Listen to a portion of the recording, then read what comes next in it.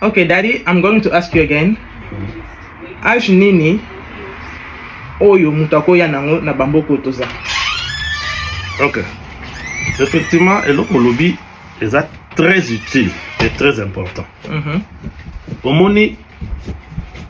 naza na ndeko moko na yebi aya na mboko oyo aza déjà mokolo au-delà de 50 ans. Vraiment, il n'a rien foutu. Ezaka ke abadeka mosala boye ye moko kutu na yebi te za papa muso pe ba ya pawa moi mikolo de temps tout le baba se bazonga déjà Afrique. Si tu es d'abord soka obandeka appartenir tout le baka 30 ans. Ti likolo. Vraiment obanda omona mboko comme si bakanela yo. Ça dit muso za na moins de 30 ans, za na moi avant ça dit tout le kaka. Moi 18 ans. Moi 30 ans moi bien. Moi c'est Nandadi parce que ngana komi à 30 ans. OK, de 18 ans. De 18 ans à 30 ans. Vous avez un avantage makasi ya kosakana te. Mais tant que vous avez de 30 ans, vous avez les kolo kuna. Neko lobi oyo nzamba sali pona yo. Eza yango te eza pe na bato mususu te. Parce que na 30 ans na mboko yo par exemple, eza na bato ebele aye na 30 ans na neti pa neti babiso to combien na ba 40 ans. Mais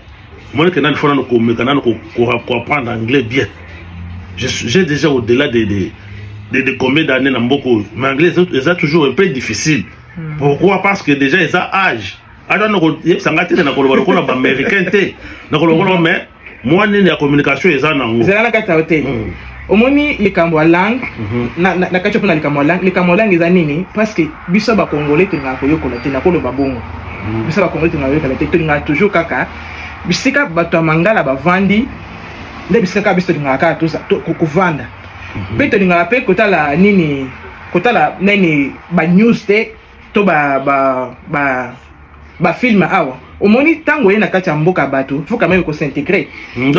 biso to lingaka non c'est pour ça toujours là des appels loko mususu mais nazo beza lokola parce que soki ozana ba déjà ba 40 ans ba 50 ans na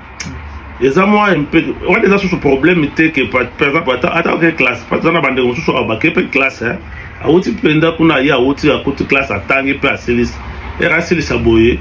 to moni muninga côté warehouse ake warehouse akomasa la peka ndenga muna baninga différence à $1 ou bien à $2 na musala nyonso neza na ngote yango le nyonso to koloba soko mo déjà se poussani na bamboka na biso wana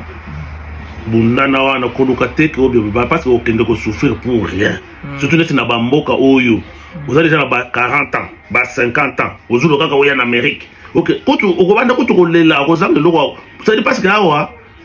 soko ozangi moto kopeswa azate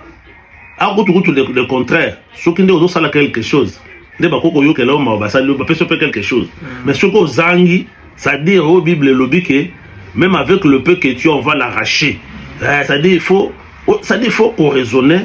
5 fois bamboka na biso wana ce sont des paradis effectivement ils ont ba opportunité belé biso batusto bimi ba libanda soki na zongi et ozala ba makamu mususu mais biso bato toza kuna bato bandeko baza kuna ata ozo expliquer bango bazo comprendre penza te nini bakoko sala te parce que babima libanda te kobima aussi c'est très bien pour moi idée au sali moi idée au zongi nango nango malamu ke pona âge bandeko na ngai misalo ya mboko yo eza pasi to bakango eza pasi eza vraiment pasi ngana zana bato bato na yebi aosala musala azolela mutu vraiment sala musala boye atanga pe jape komela ngai na osala musala boye na olela mai miso zo bimanga boye te me na kacha motema na ngai en tout cas motema na ngai suki motema na ngai ziki nazolela nazo mitu na nzambe mokango na yaki nde yango yo mais wana kutu nzaki nano ba age zalaki nano na moise mais ce que age ndenge ko poussa na lisusu boye bandeko eza vraiment pétété ezala bana biso toza bazokola awa adaka akeka musala bo azongi bo mona ba après une semaine bo azebisa yo oh mama I'm tired I will not go again ouzika fuma ki azebisa ke mama na lembi ko telema parce que tant ozoluka ndeko na ngai na age no de GKI ozoluka oya na Amérique eloko ali boso nano salaka nano ba kolia nini basaki ya bapongi parce que awa tozala na premièrement tozala na problème à pongi très cher pongi pozo a pongi awa eza problème awa bato balala bapongi kaka na bakisi komela toujours kaka bakisi ya pongi bakisi ya pongi wana mpe eza mpe na baconséquence balobaka bongo eza mpe na makambo yaka after nini na nsima ya banini ya bakisi wana et puis bamaladi maladi ebele parce que mosala mobimba ozokende ndeko na ngai ozosala kaka ya kotelema soki 10 heures de temps kaka ya kotelema soki 12 heures kaka ya kotelema makolo na yo il faut ezala makasi parce que il faut telema olinga te omoni eloko mama koloni na oti oloba oyo ngai ntango nano nakomaki na mboka oyo nazalaki na kapasité ya kosala misala ata mibale ata misato mosala kozala banda osala banda kozala na butu nakendaka mosusu na banda mosala soto banda kokende 16 heures tozongi 2 heures mosuku kutu nakoma kosala nazosala mosala wana ti na bandi ba 19 heures nazozonga ndako ba 5 heures c'est-à-dire nazosala mosala butu nazalaki nanga sans problème mais kokola oyo toyo kopusana eza na mosala mosusu nazwi mosala oyo ezofutela yango bien mais okei boye nasala mosala waka 3 jours opamba c'est-à-dire okei okomi c'est-à-dire okomi boye bandi okosala na yo mais kaka okomi kaka vers bangonga wana parti ya ba 1 heure okomi oluka place ya kosimba eza te place ya kovanda eza te sikoyo ozotelema dans le vide ozwi break ozozonga na break okei kuna pongi esili yo mais kaka ozonga lisusu mosala ebandi yo lisusu c'est-à-dire c'est très difficile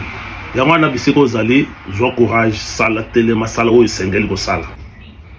ya bandeko na likambo papa alobi mpona papa Fernand alobi mpona mosala azanga na bisika kosimba pungi ezoyele makasi ezalaka na mosala moko boye nazwaka mosala yango bandeko nakei baofuta mpe mbongo ya bien mosala yango mbongo ya bien makasi ere na bandi mosala yango premier jour nakei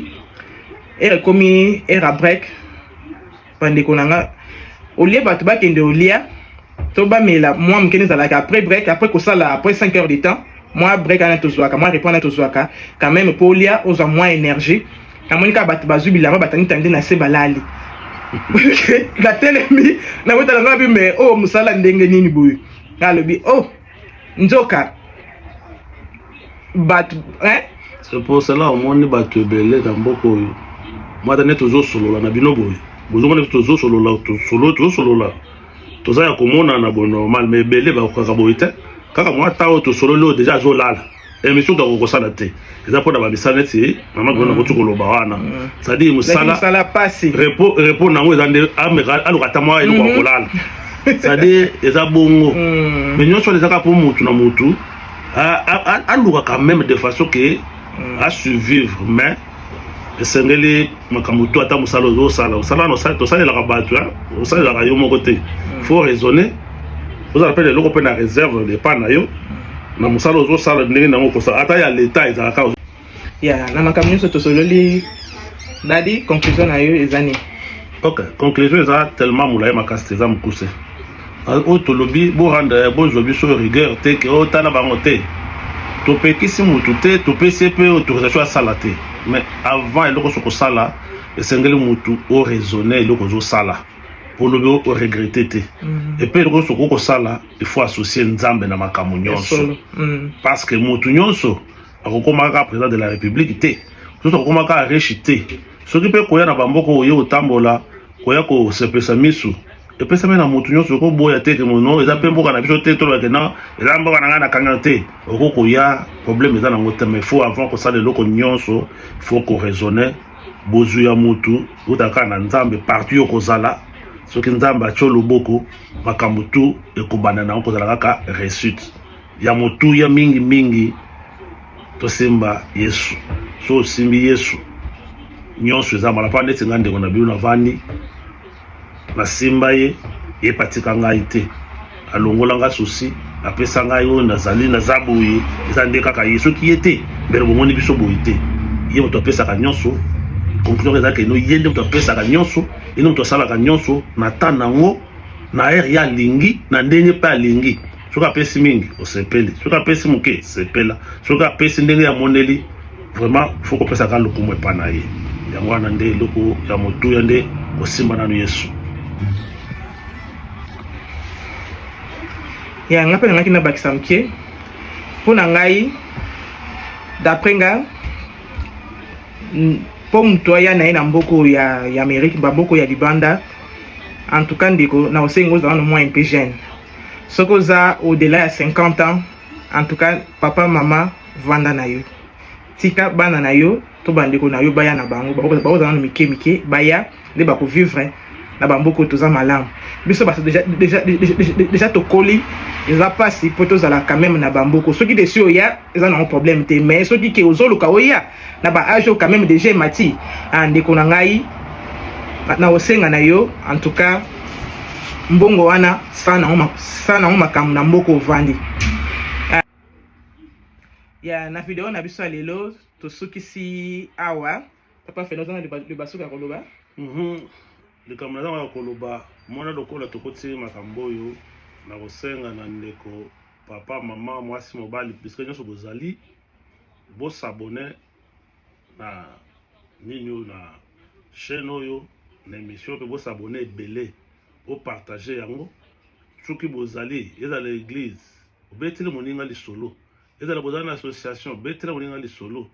zwa yango kotango na kati ya bagroupe na bino ekota etalama mingi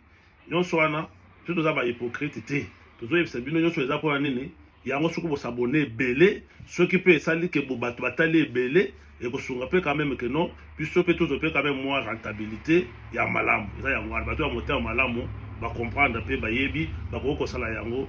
nkolo na bolingo apambola bino. Ok, ezalaki bandeko na bino mama Claudine papa Fernand nzambe azala na bino soki nzambe azongi te tokomona lisusu next time. We love you guys. Bye bye.